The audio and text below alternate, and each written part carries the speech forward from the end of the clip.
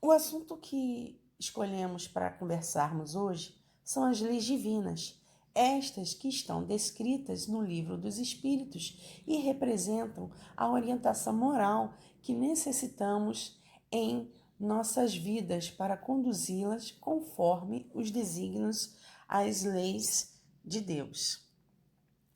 Então, elas estão contidas na terceira parte do Livro dos Espíritos, no capítulo referente às leis morais.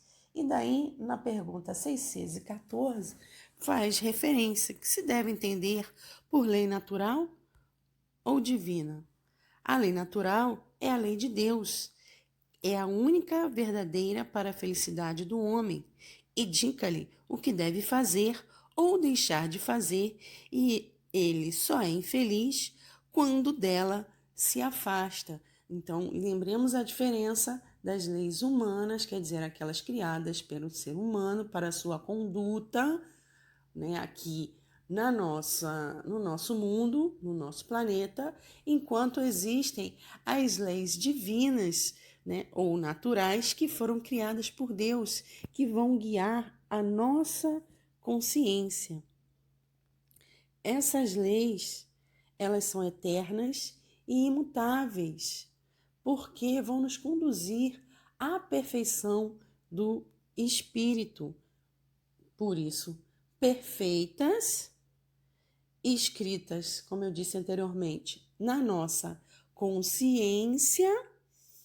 Por isso, mesmo que a gente não pratique todas elas, ou pratiquemos só algumas dessas leis, às vezes a gente tem realmente um sentimento de culpa relacionado a isso, porque elas já estão inseridas na nossa consciência, mesmo que a gente não pratique. Essas regras, essas leis morais, elas conduzem tanto a nossa vida corpórea quanto a nossa alma, o que aquele espírito encarnado precisa fazer para se tornar perfeito. Por isso, o maior exemplo é Jesus. Jesus, quando veio à Terra, demonstrou com as suas condutas como nós deveríamos também nos comportarmos diante dos nossos irmãos na convivência com outros seres humanos, com todo o seu amor, com toda a sua caridade e justiça.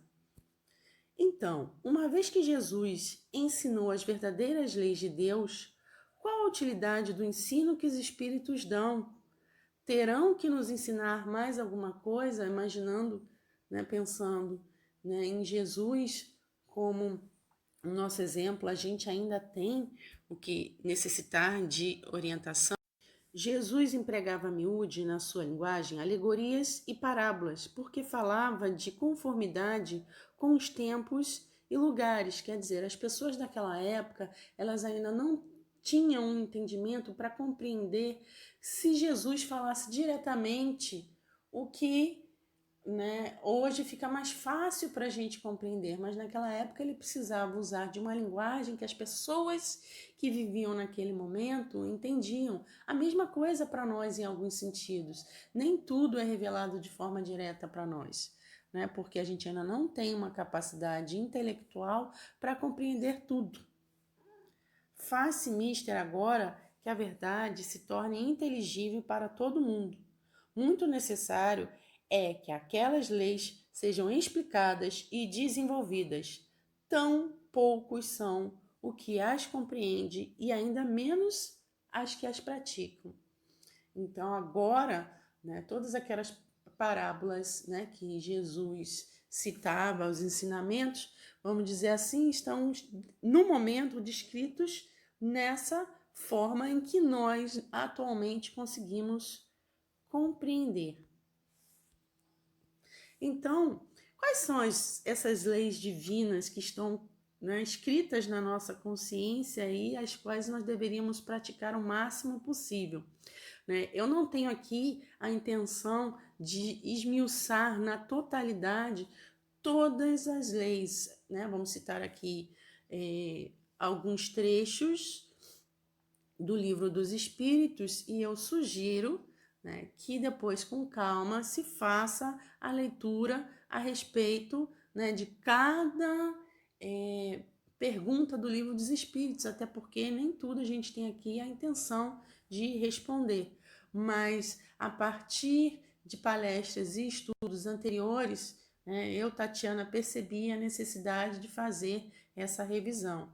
Então, temos aí a lei de adoração, do trabalho, da reprodução, conservação, destruição, sociedade, progresso, igualdade, liberdade e, por fim, justiça, de amor e de caridade.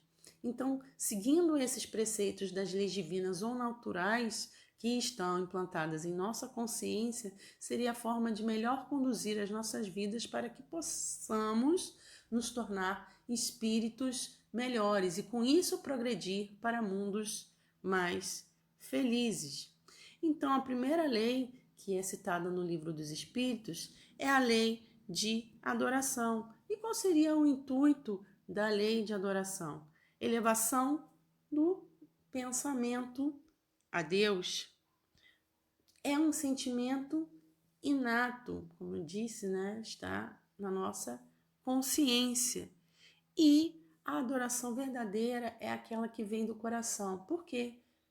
Se diz isso no Livro dos Espíritos, porque muitas pessoas às vezes têm a preocupação se está utilizando as palavras corretas, se são palavras bonitas, se está conseguindo se comunicar com Deus.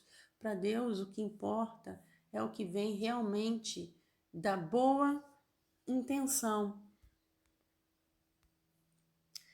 Deus prefere os que o adoram do fundo do coração, com sinceridade, fazendo bem e evitando o mal, aos que julgam honrá-lo com cerimônias que os não tornam melhores para com os seus semelhantes. Então, o que adianta, de repente, você frequentar uma igreja, ter uma religião, se diante dos seus irmãos você não sabe se comportar?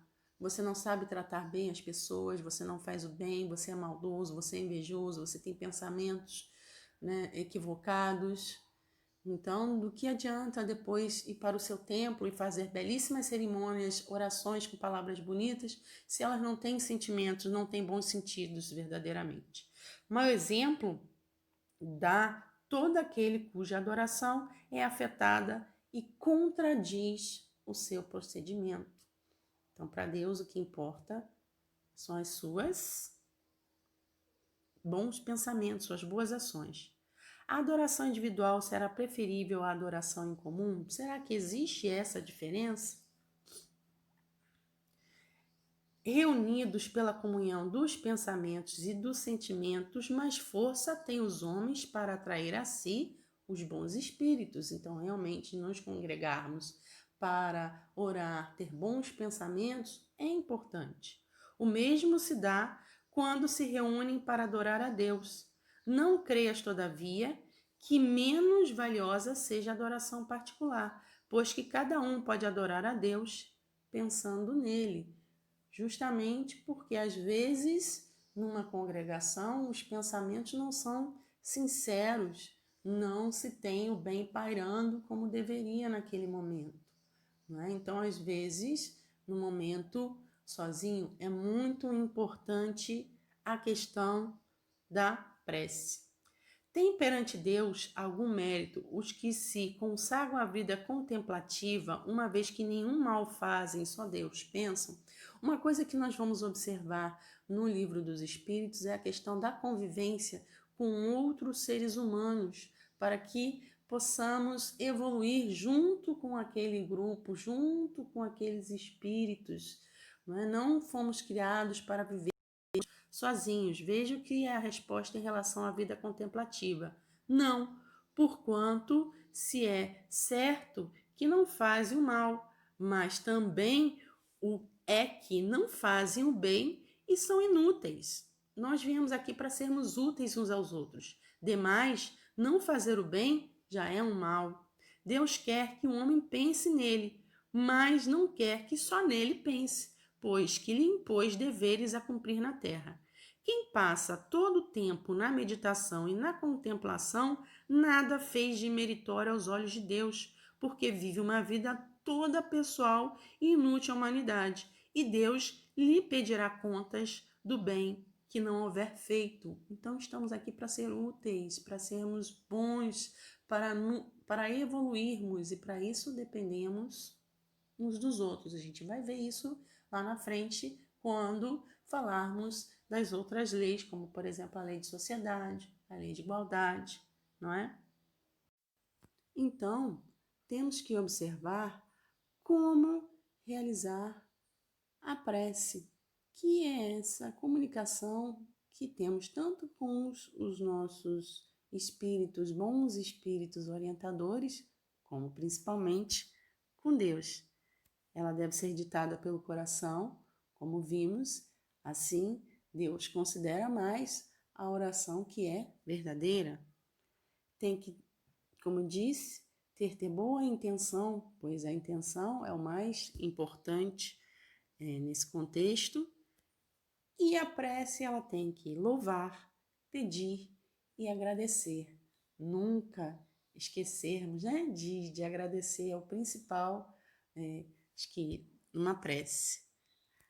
Como disse antes, boas ações são a melhor prece, por isso os atos valem mais do que as palavras. Então lembre-se sempre disso. É importante ter essa comunicação com Deus, parar esse momento, às vezes na hora que você vai dormir, ou na hora que acordou, em algum outro momento que você achar que é mais tranquilo, realmente fazer as suas preces, as suas orações, mas nunca esquecendo que não é só isso.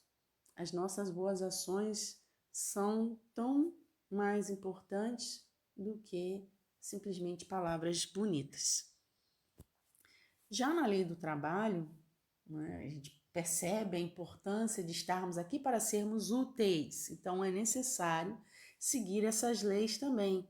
A necessidade do trabalho é lei da natureza?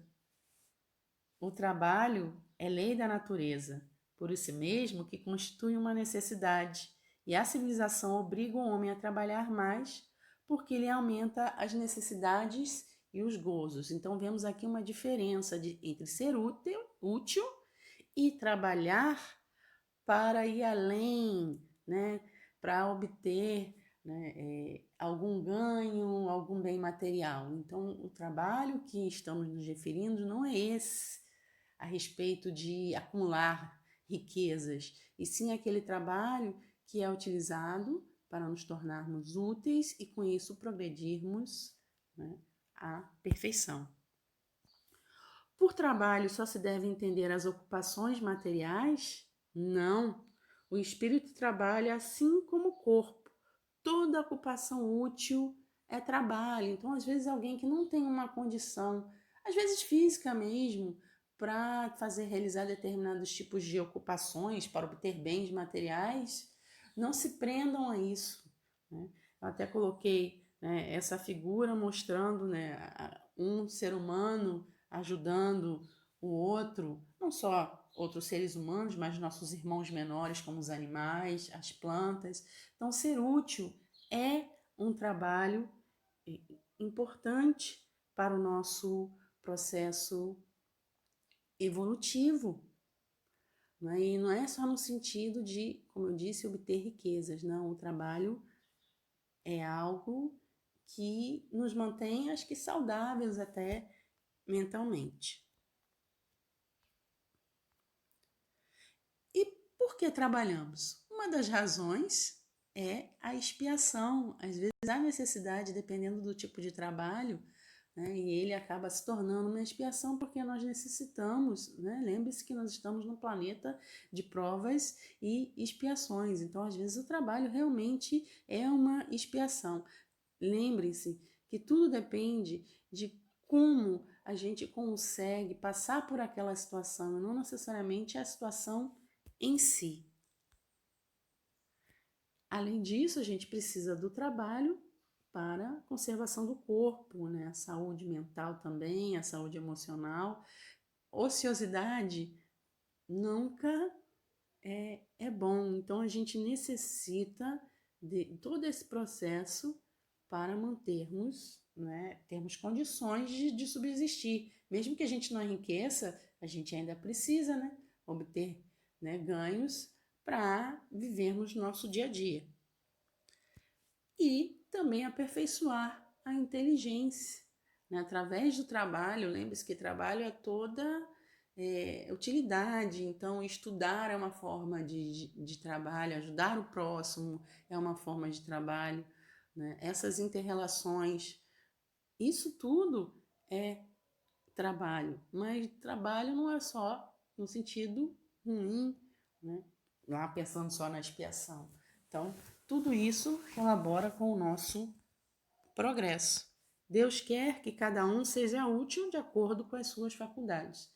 Mesmo que, eu não consegui estudar, chegar a graus superiores, isso não importa. Você tem que ser útil na sociedade em que vive. Muita gente acha que ter um nível superior ou fazer uma pós-graduação é tudo na vida. Não é bem por aí, né? Infelizmente, é um engodo achar que tem determinados, como acontece no Brasil, ter um carro, por exemplo, é ser bem-sucedido, ter uma casa, ter bens.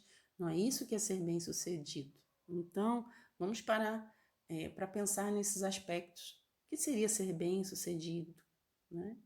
Pela lei do trabalho, seria ser útil a outras pessoas e a si mesmo, né?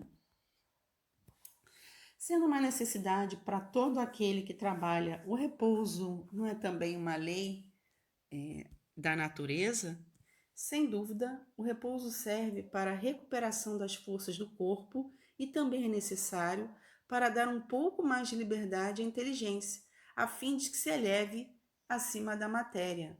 Então, a gente necessita daqueles momentos, né, para repousar, não é ficar o tempo todo em ócio, né? Mas, claro, assistir um filme, por que não? Ler um bom livro, ou às vezes até ter o ócio produtivo, em alguns momentos não fazer nada, né? Mas não achar que o trabalho é sempre árduo, é sempre difícil, aquela síndrome que muita gente tem no domingo, meu Deus, amanhã é segunda-feira, tem que trabalhar. Não, vamos agradecer, aproveitar, né? Lembrar, fazer a prece, né? Que temos um emprego, né? Que nós temos uma utilidade, né? Nós estamos aí para progredir.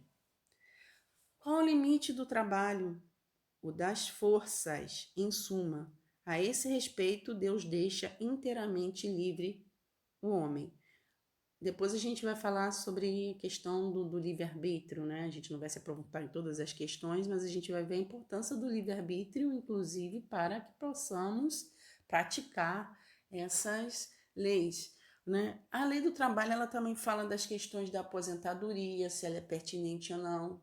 Já vou adiantar que sim. Tem outros detalhes que eu não adentrei, mas acho que o principal aqui é lembrar a questão da utilidade em si, né? Um contribuindo com o outro em sociedade e não só pensando em acumular bens materiais. Então, tudo que a gente faz no trabalho não é só para obter dinheiro, comprar carros, comprar casas, viajar. Claro que isso é bom, mas também existe esse limite, né? Até que ponto acumular riqueza? Lembrando que também acumular riqueza é uma forma de prova, né?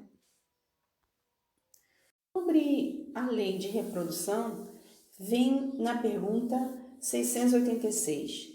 É lei da natureza a reprodução dos seres vivos? Evidentemente, sem a reprodução, o mundo corporal pereceria.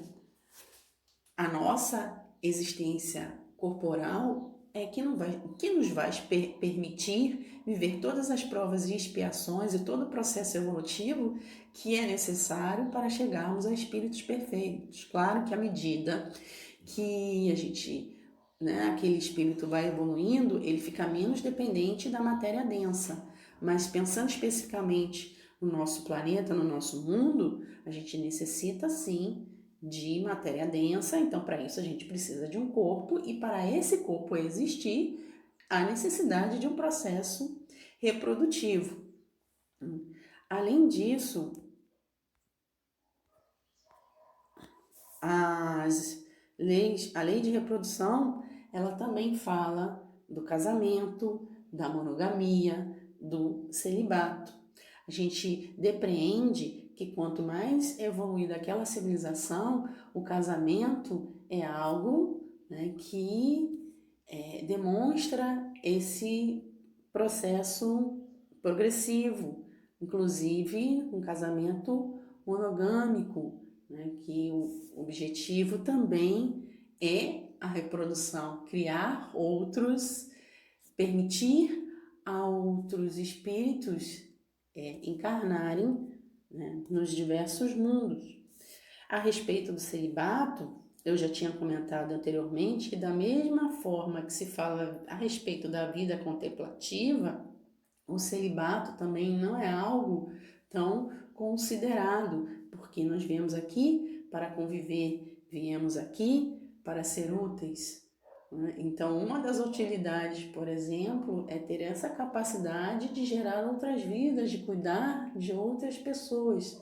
Então, o celibato, dentro das leis divinas, ele não tem essa importância que nós, seres humanos, estamos dando. Então, o que temos que pensar em relação, uma das coisas que eu percebi é justamente esse senso de ter uma ocupação útil, ser útil em vários sentidos para progredirmos juntos, um dependendo do outro. O que o celibato vai levar de utilidade para outros seres humanos? Talvez uma progressão, uma meditação do indivíduo, mas o que isso vai trazer realmente de benefício?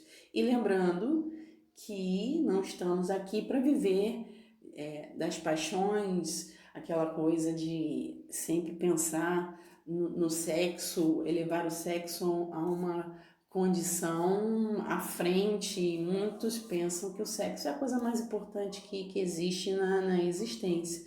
E a gente vê lendo a respeito da lei de reprodução que o sexo ele tem seus objetivos, né? Além da reprodução em si, ajudar na comunhão daquele casal, mas às vezes na sociedade como um todo, até a erotização de determinadas questões. Então, o sexo ele não está nesse sentido de ser a coisa mais importante da nossa existência. Claro que cada um aí tem o seu pensamento, não quero interferir com isso, mas recomendo, como eu disse, a leitura de cada questão das leis divinas, não das leis divinas, não desconsiderando a lei de reprodução.